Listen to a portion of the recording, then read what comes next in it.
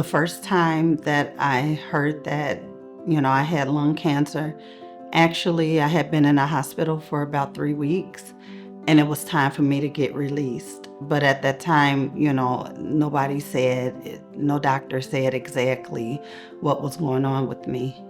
But I called the nurses station. I was trying to get released. I'm like, okay, what's going on? And I heard one of the nurses in the background say, she's not going home. She has lung cancer. She didn't know that I heard that. Um, I guess apparently, so when she, then that's when the doctors came in. And from there, yeah, that's what they told me. But before they got there, I had already said a prayer. I knew that I was gonna survive. I was young. I was maybe 36. Yeah, 36 years old.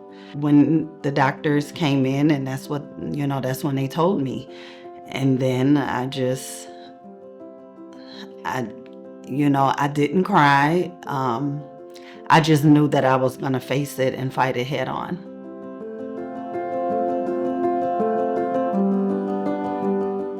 People that maybe my friends and family, the ones that know, they don't even know that I still take a form of chemo and a pill every day. For me to, bring it out in the open to say that, yes, I still take a chemo drug because I look fine, right? Nobody would think that I would be walking and still living with lung cancer. I just told my friend this maybe about 2 weeks ago, and she never even knew. Now, she knew I had lung cancer, of course, and what happened, but she never knew that I was still like under treatment and things like that. She had no idea until I told her, and she was just like, "Are you serious? I'm like, yeah. So she, we didn't say anything else about it, and that was it.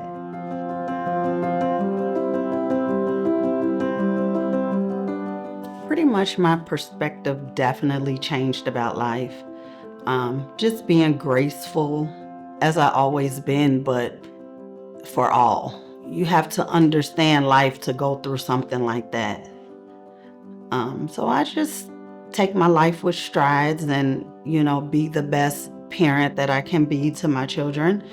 Um, I think my son was in college. He was like a sophomore in college at the time. And I think my daughter was graduating from high school.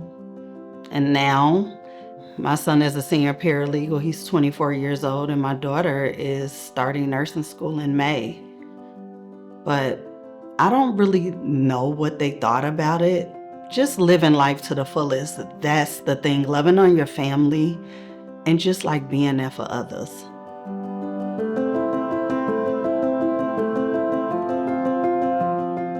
They think that because they see you in a healthy state, of course, like it has no look at this point to it.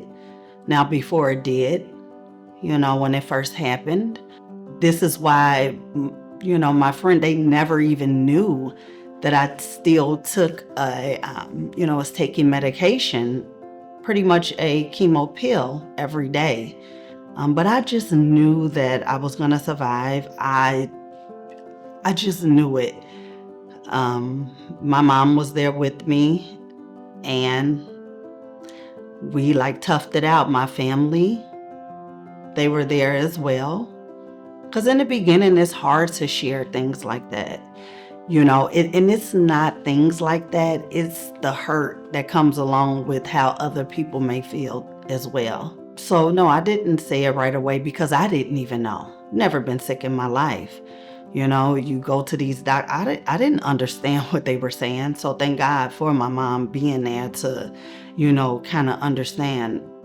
That's why I stayed in the hospital maybe about 3 weeks, because they could not figure out what was wrong with this healthy 36-year-old woman with fog on her chest. Maybe look as a chest of a COVID patient, but she didn't have COVID.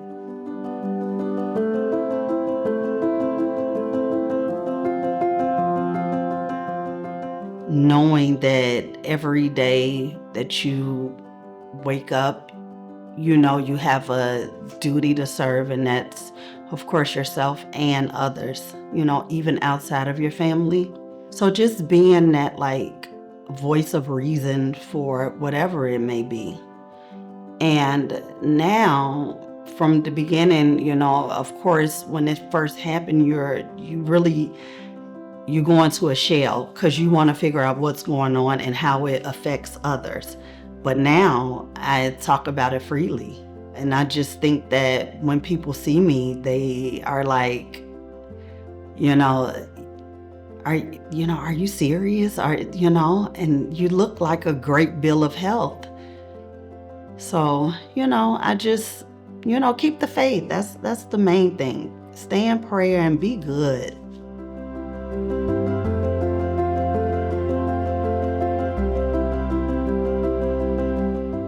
My dad died of lung cancer, so I carry a ALK-1 gene, an ALK. But the best thing that I really love about it is that I have been doing well ever since that day when I was prescribed my cocktail. It started to work. It started to bring life back into me. And from that point on, I've been doing good. I just keep up with my health, make sure that, your doctor visits are taken care of, scheduled. I have a great healthcare team that's behind me. So I think that they want to know, maybe in other patients, because that kind of ALK gene that I carry is it is a rare gene. So, yeah, so I think that they are definitely surprised as well as me, and I just want to keep up the good work.